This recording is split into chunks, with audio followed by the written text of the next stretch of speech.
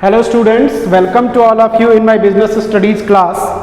In today's class, we are going to discuss a next topic of our running chapter, staffing, and the topic of the day is staffing process. Students, this chapter is very important and the topic of today is staffing process is also one of the most important topic of this chapter. So we have to explain it very thoroughly.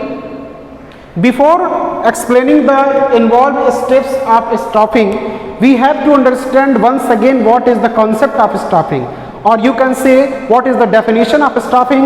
Staffing is the process in which we try to select the right person for the right job with the right qualification on the right time. यानी एक सही समय पे सही योग्यता के साथ सही काम करने वाले सही व्यक्ति का चुनाव करना ही स्टाफिंग है।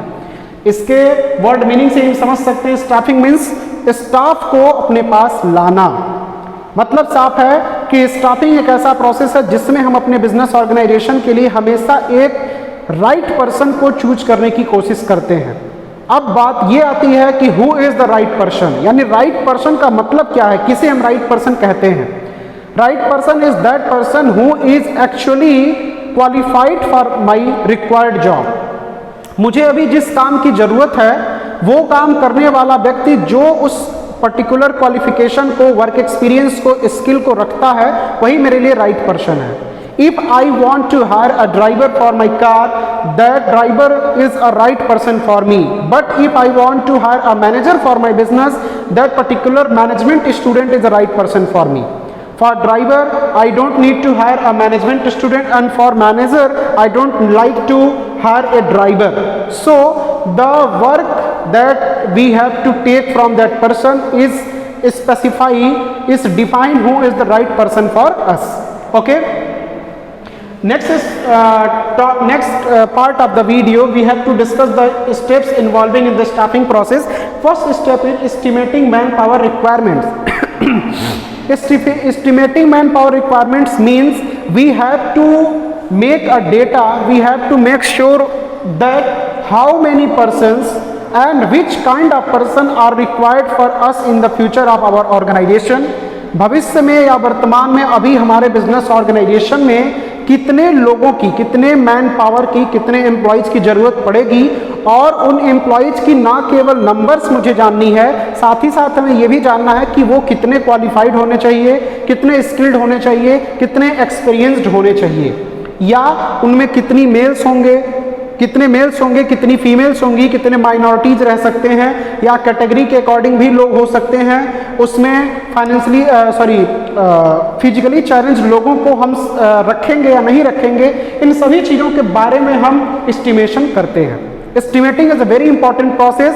We try to assume, we try to forecast that how many people and how many type of people are required for our business organization, and the whole process of estimating is done in the first step of the staffing process. Our second process is recruitment. Recruitment is also a very important word, so we have to understand very well what is recruitment. Recruitment is the process in which we try to inform maximum number of people about our requirement. Recruitment एक ऐसा process है जिसमें हम ज़्यादा से ज़्यादा लोगों के सामने ये बात पहुंचाने की कोशिश करते हैं, ये सूचना पहुंचाने की कोशिश करते हैं कि हमारा बिजनेस ऑर्गेनाइजेशन कुछ लोगों को हायर करना चाहता है। अब वो कुछ लोग किस कैटेगरी के होंगे, मीन्स वो कितने क्वालिफाइड होंगे, उनका एजुकेशन स्टैंडर्ड क्या होगा, उनकी एज क्या होगी, उनकी पर्सनालिटी कैसी हो सकती है, उनके पास एक्सपीरियंस कितना होना ज़रूरी है, वो कितने स्किल्ड होंगे, उसके अकॉर्डिंग उनके एजुकेशनल और ट्रेनिंग डिग्री को भी देखा जा सकता है। साथ ही साथ रिक्रूटमेंट प्रोसेस ये भी डिफाइन करता है कि हमें किस कैटेगरी के लोगों को रिक्रूट करना है, उसमें male, female, minority, handicap, everything जो भी उस रिक्रूटमेंट का होगा, सब कुछ रिक्रूटमेंट में दिया गया होता है। रिक्रूटमेंट एक ऐसा प्रोसेस है जिसमें कभी कभी जो बिजनेस ऑर्गेनाइजेशन है वो खुद से ही अपने रिक्रूटमेंट प्रोसेस को फुलफिल करने की कोशिश करता है। कहने का मतलब ये है कि when a business organization try to hire their junior employees and want to post them on the upper position, that process is known as recruitment by itself. जब हम अपने लोअर लेवल पे काम करने वाले एम्प्लॉयज़ को ही प्रमोट करके upper level पे ले जाते हैं या उन्हीं को और ज़्यादा स्किल्ड बनाने की कोशिश करते हैं तो इसको भी हम रिक्रूटमेंट कहते हैं। लेकिन कुछ ऐसे बिजनेस ऑर्गेनाइजेशन हैं जो फ्रेश टैलेंट को चूज करते हैं, उसके लिए वो अपने अकॉर्डिंग उनको टेक्निकल अगर लोगों की ज़रूरत है तो वो टेक्निकल इंस्टीट्यूशंस में जाते हैं, अगर उनको मैनेजमेंट से रिलेटेड लोगों की ज़रूरत है तो मैनेजमेंट इंस्टीट्यूशंस में जाते हैं, उन्हें क्लर्कियल लोगों की ज़रूरत है तो वो नॉर्मल ग्रेजुएट इंस्टीट्यूशंस में जाते हैं, या जिस तरीके के लोगों की ज़रूरत होती है उस तरीके के इंस्टीट्यूशंस में जाते हैं, लोगों को रिक्रूट करने की कोशिश करते हैं। Next step is selection. Selection is the process in which we try to select the people from total people applied for the job. जितने लोग रिक्रूटमेंट प्रोसेस को देखने के बाद या रिक्रूटमेंट को देखने के बाद जितने लोग उस पर रिएक्शन देते हैं, या ये कह लीजिए कि जितने लोग अप्लाई करते हैं, उन सभी लोगों में से अपने ज़रूरत के कुछ लोगों को चुन लेना ही सिलेक्शन कहलाता है।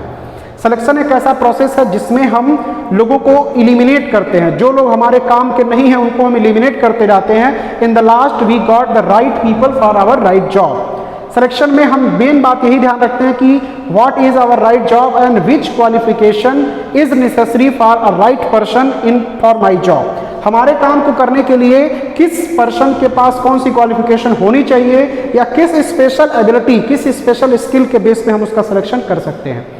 Student selection is a very broad process. It is not so easy.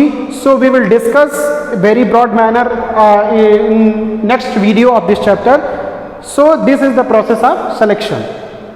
Next step is placement and orientation.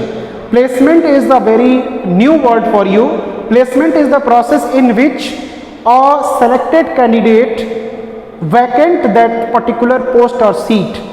When we select some people and when one of that candidate or many of that candidate who got selected in the selection process, they join the job or they take the job offered by organization, that process is known as placement. जितने लोगों का हमने selection किया है उन लोगों में से जब लोग, वो सिलेक्टेड लोग जो होते हैं, वो उस हमारे दिए गए ऑफर को एक्सेप्ट करते हैं, या ये कह लीजिए आप कि वो लोग उस वैकेंट पोस्ट को फुलफिल करते हैं, तो that process is known as placement. And orientation is also very important new word. Orientation is the process in which a business organization introduce their new employees to their old employees. जब किसी भी organisation में किसी भी नए employ का selection होता है या नए ग्रुप ऑफ एम्प्लॉयज़ को सेलेक्ट करके लाया जाता है, तो उनका परिचय ऑर्गेनाइजेशन के बाकी लोगों से कराए जाने का जो प्रोसेस है उसको हम ओरिएंटेशन कहते हैं. उसमें ऐसा भी होता है कि बिजनेस ऑर्गेनाइजेशन अपने कल्चर से, अपने ट्रेडिशन से नए एम्प्लॉयज़ को परिचित कराता है, जिससे नए एम्प्लॉयज़ को पता चल जाता है कि उसे इस बिजनेस ऑर्गेनाइजेशन में कैसे काम करना है और लोगों से कैसे ट्रीट करना है, किस सिस्टम को फॉलो करना है, किस हियरार्की को फॉलो करना है. इन सभी चीज़ों के बारे में ओरिएंटेशन प्रोग्राम में बताया जाता है. Our next step is training and development. Training is the process in which we try to train those new selected employees for our job. हमें जिस टाइप के लोगों की ज़रूरत होती है उसको हम सेलेक्ट कर लेते हैं, बाद में हम उनको ट्रेंड भी करते हैं. ट्रेनिंग के कई सारे सिस्टम्स हैं. ऑन द जॉब ट्रेनिंग होती है, ऑफ द जॉब ट्रेनिंग होती है. ये हम इस चैप्टर के फ्यूचर लेक्चर्स में डिस्कस करेंगे कि ऑन द जॉब ट्रेनिंग क्या है और ऑफ द जॉब ट्रेनिंग क्या है. लेकिन ट्रेनिंग के बारे में आप सिर्फ इतना जानेंगे तुरंत में कि ट्रेनिंग एक ऐसा प्रोसेस है जिसमें एम्प्लॉयज़ को हम नए नए तरीके से या कैसे उनको काम करना है उसके अकॉर्डिंग ट्रेन करते हैं. And last word is in this step is development. Development एक ऐसा प्रोसेस है जो ट्रेनिंग का ही एक हिस्सा है. जब हम अपने एम्प्लॉयज़ को ट्रेंड करते हैं तो ट्रेंड करने के साथ ही साथ हम उनके डेवलपमेंट पे भी काम करते हैं, क्योंकि एक एम्प्लॉय का डेवलपमेंट होना बहुत ज़रूरी है. जब वो एम्प्लॉय डेवलप करता है तो उससे हमारे बिजनेस ऑर्गेनाइजेशन की ग्रोथ बढ़ती है. इसीलिए हम हमेशा ट्रेनिंग और डेवलपमेंट पे ज़्यादा फोकस करते हैं. समय समय पे एम्प्लॉयज़ के डेवलपमेंट के लिए नए नए सेमिनार्स, मोटिवेशनल सेशंस भी आयोजित कराए जाते हैं ऑर्गेनाइजेशंस के द्वारा, जिससे एम्प्लॉयज़ में एक मोटिवेशन आता है, रीइंफोर्समेंट आता है और वो लोग ज़्यादा पॉजिटिविटी के साथ काम करने की कोशिश करते हैं. So these are the step of staffing process. I hope you all understand this concept very well, and for the better experience you have to go through your book for this topic also and watch this lecture. Thank you so much.